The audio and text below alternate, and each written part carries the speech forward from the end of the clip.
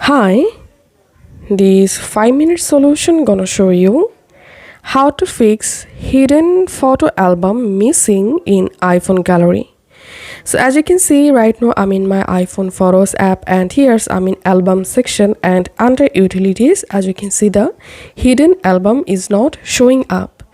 Now I will show you how you can easily get back the hidden album on your Photos app. First of all, go to your iPhone settings app and scroll down until you see Photos. Now tap on Photos, and here you will see this option, Show Hidden Album. So all you have to need to fix this problem, you have to enable Show Hidden Album and then relaunch your Photos app. Go to Album and scroll down, and now here under Utilities you should see the hidden album. So this is how we can fix this error.